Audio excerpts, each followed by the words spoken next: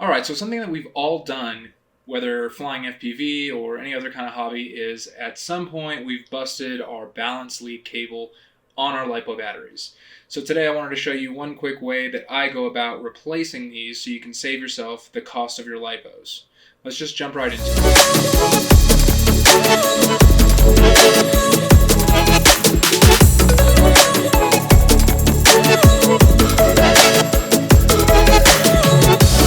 Okay, so you're going to need a few things to get started on this. First thing is you're going to need some decent solder. You're going to need your tweezers. You're going to need a balancing cable that corresponds to the amount of cells for the battery that you're working on. In this case, I've got a Z 1300 milliamp 6S, so we've got a 6S balance port.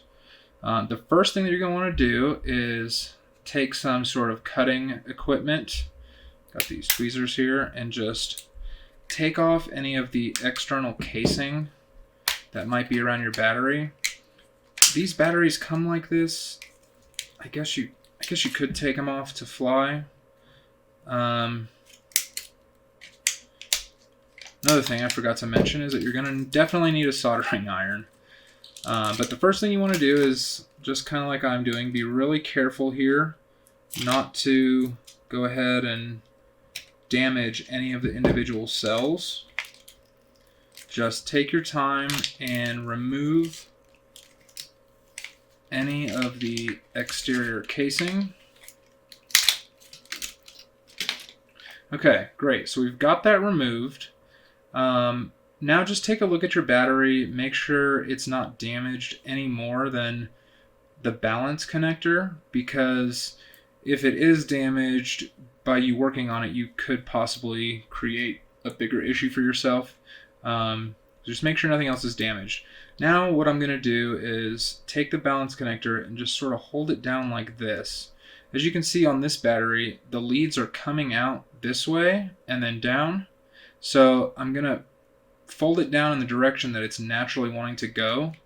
And then I'm going to kind of just use my fingers to just peel this part up a little bit.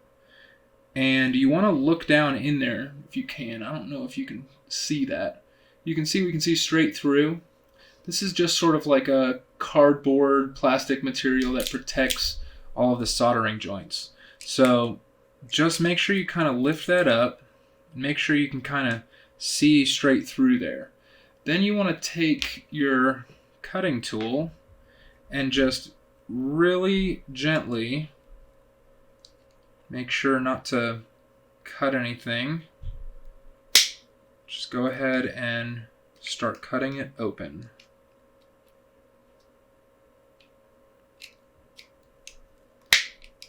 Just be really gentle here.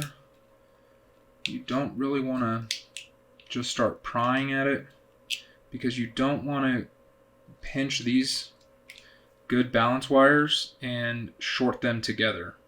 So we're just going to keep cutting here.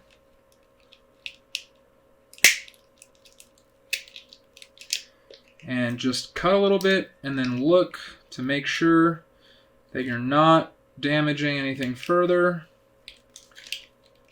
Just keep going until you get straight through.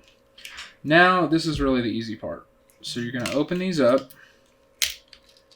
and you're going to see exactly how the balance leads are connected. So you'll see here on the top we have our positive, and on the bottom we have our negative. And you'll notice on the balance port itself we've got these little clips that clip into your balance charger. So what we want to do is take our new balance lead and compare it. Right? So we want to make sure these little clips are facing up so we can have all of the wires sort of correspond to where they were. Great.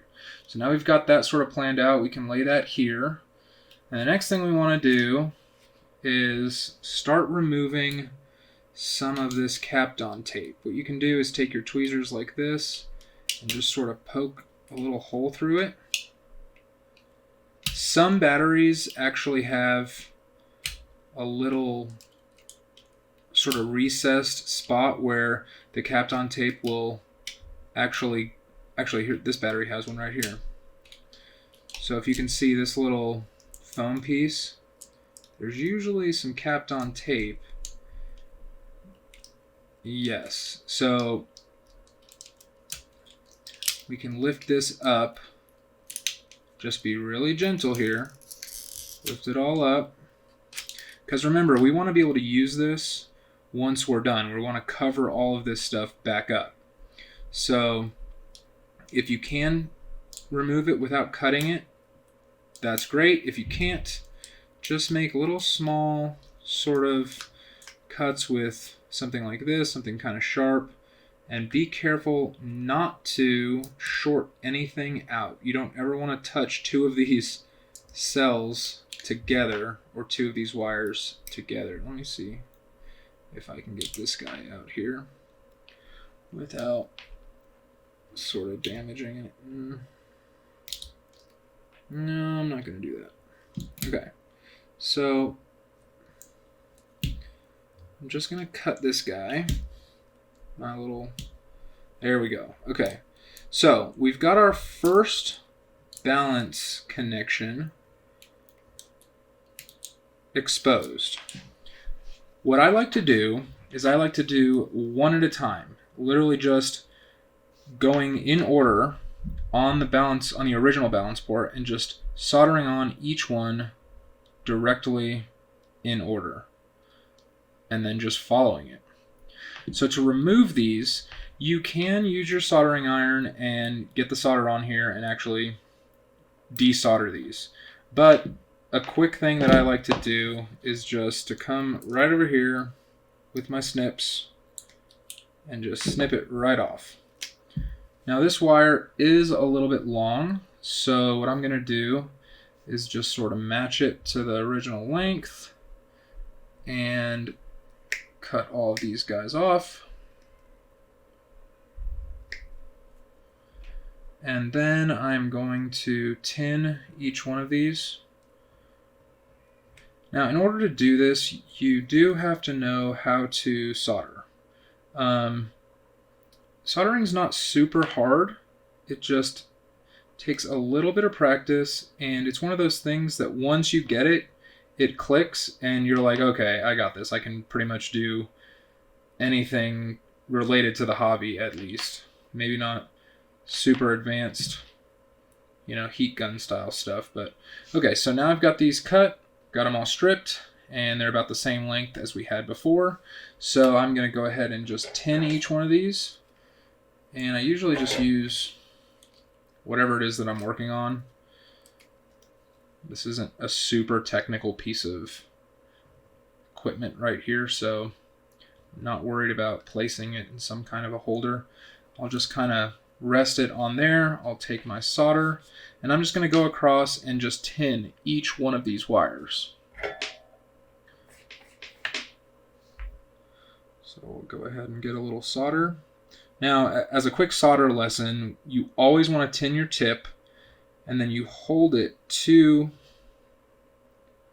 the end of the wire, get it a little bit hot, and then just touch a little bit more solder.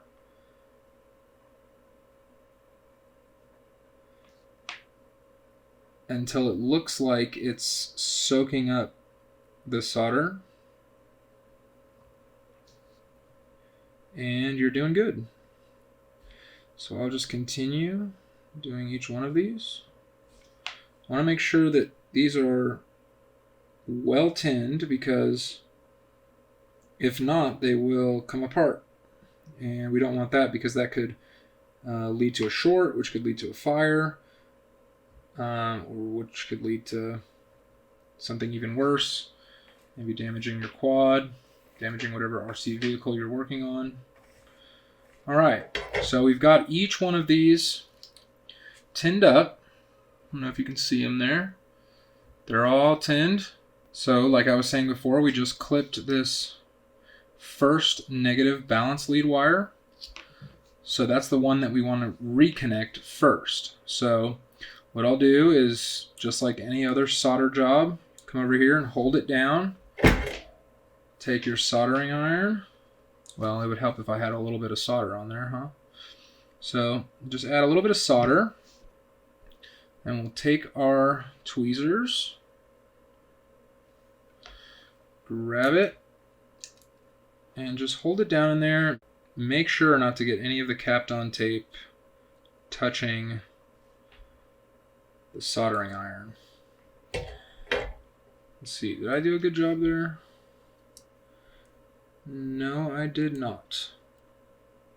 It's really important that you get these joints well connected. Like I was saying before, you don't want to have something come loose and subsequently cause a short or lead to a bigger problem. So I think that one is on correctly. Let's take a look. Yeah, there you go. Perfect. All right. So we got the first one connected. Now the next thing that we want to do is go to our next one, right? So that's going to just be the next one down the line. And it's this guy right here. We'll just take our little needle nose tweezers and just sort of expose it. There we go. And we'll do just like we did before. We'll take our snips and come in here and just snip it. Perfect. And right down the line, we will get our tweezers, get some solder ready, and get a nice little solder joint there. Don't be afraid when you're soldering to really like heat the rest of the solder up. There we go. That's a beautiful joint. Perfect. You know, these electronic equipment components are meant to absorb some of the heat from soldering, especially during manufacturing and stuff. They can get pretty hot. So a lot of times when people are soldering for the first time, they're not letting the solder heat up enough. And so that's when you end up with like these janky soldering joints like this one, because it just melted sort of one layer and then it stacks on top of the next layer. I don't know if you can see how janky that one is. It looks pretty bad. But this one looks good, so we'll just continue down the line. We got the next one right here. This is a 6S, but this is true for a 4S, a 3S, a 2S. Actually, a 2S would be super easy because it's just 3. See, on this one, I was able to take this tape up from down in here, so I can just fold it over back on itself like this. And then I'll take my snips, come in here, snip it. Great. Grab the next one in the succession, which is going to be this guy right here. Get some solder on the tip of your iron and get it on there. Let it heat everything else around it up. And there we go. Okay. Just keep going. Keep going. If you got this far, you're doing good, and you shouldn't have any problem doing the rest. But for the sake of this video, I'll come in here and just do all of them for you. Snip the next one. You really just want to make sure that you're not touching your soldering iron to any of this Kapton tape. It really stinks when it melts, and you know, it's just not good for your soldering iron. So get some more solder on our tip. Just come on down, hold it on here. You see how long I'm holding it for? It's you can see everything around it sort of starting to get hot. You really want to, there we go.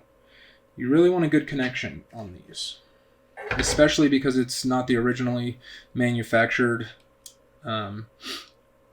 sort of state. Everything has been taken apart, which means, you know, you don't have the original strength of this Kapton and the original strength of this keeping everything together. So you definitely want to make sure that your joints are soldered on nicely. So next down the line is this guy right here. And you can actually count. So we've got 1, 2, 3, 1, 2, 3, and then we're done. So just take the snips, cut it off. It's okay if there's a little bit of plastic still there. It's okay. That's not going to affect anything. Just clean it up. Take our next one. Again, just get some solder on our tip. For these large blobs, the more solder you get on your tip, it tends to kind of help depending on the kind of tip you're using. So we'll just let it get nice and hot. You can see it's sort of sinking down in there. And just slowly remove. Boom. Let's do the next one. Just break this Kapton. If you have more Kapton tape, you can come in here and really make this look nice. But, you know, this is a Z battery pack, which I do like these Z battery packs. They're pretty decent for the price. They're nothing like a Tattoo or like a CNHL. And they definitely don't last as long. But for the price, they're pretty good. They're pretty good. But when you start actually removing some of the balance leads from different battery packs, you'll notice that the CNHL batteries, like this guy right here, they're just made a lot better. So you can definitely tell that they take a lot of care and a lot of manufacturing know-how to really make these really nice, especially on the inside right here. So we'll continue. I'm just going to remove these last two pieces here and sort of get these exposed. All right. So second to last one on our list is this guy here. Grab it. Same as always, get a bunch of solder on your tip, come down, get it nice and hot. There we go.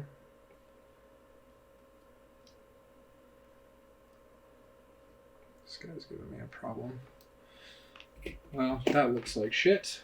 Let's do it again. And if you mess up, guys, don't worry, don't freak out. Keep your calm, just get a little bit more solder on your tip there, get it nice and hot, and boom. It's not perfect, but it's gonna last, it's gonna be good. Alright, last one here.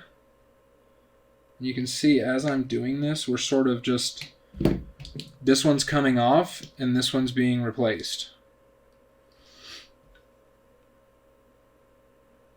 This way is really nice too because you're not having to remember which one goes where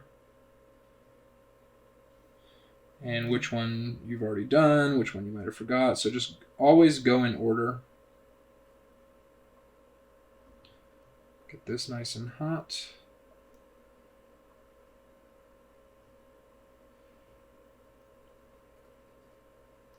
There we go. Perfect. Perfect, perfect. All right, well, that's it. That's the quick little process I have here. Now, I could have cut these a little better. As you can see, we've got sort of like a longer strand and a shorter strand. But that's okay. You know, you can actually do these really short too, so that you're not having this dangling out while you're flying and you're not having to worry about wrapping it maybe in your battery leads. You know, so now the last step here is just go ahead and take this original Kapton tape that hopefully you didn't destroy like I did, and just sort of feed it back into the original spot and just kind of give it a nice little press. Make sure each one of these are covered. You know, just do your best. Try to get them covered as best as you can. This one can scoot back down into here. And just use your tweezers to sort of help. Just remember, don't touch two of these leads together with your tweezers. Your tweezers are metal. So, okay. Well, we've got that covered up pretty well. And then we just go ahead and take our spot that we cut open. Okay, now I got to get some tape. Alright, good old gaff tape. I use this for a bunch of stuff. Works really well. If you don't have gaff tape, you can always use just regular old electric tape. You really want to come in here and make sure that nothing is touching before you tape this up, because you don't want any of these wires to cause a short. So I'm just going to do a quick double check.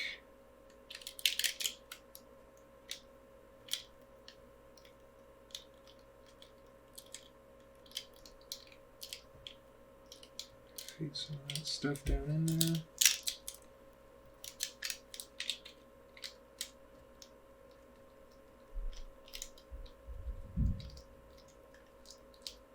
Okay.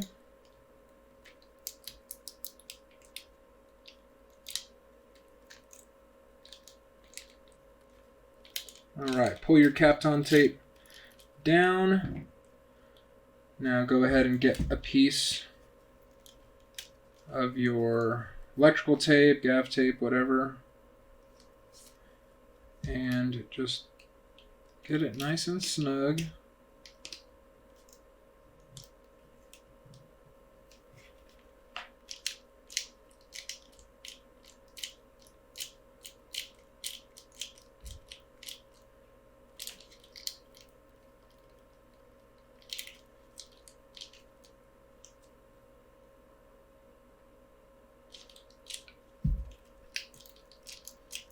And just seal it back up.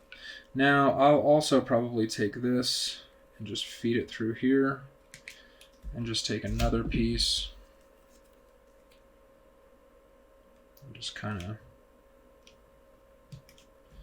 do this. And if you really want to be overkill, you could actually go get some new PVC shrink wrap and make it look really nice and pretty. But I'm just going to take some of this and just give it a little bit of a wrap to protect it.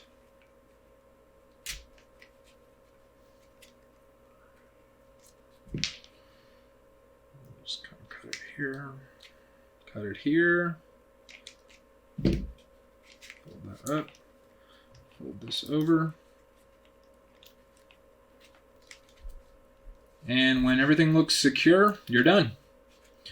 Just make sure to mark on there what kind of battery it is, so that you know in the future. You can generally always tell by the balance port, but maybe you want to know what milliamps it is, etc.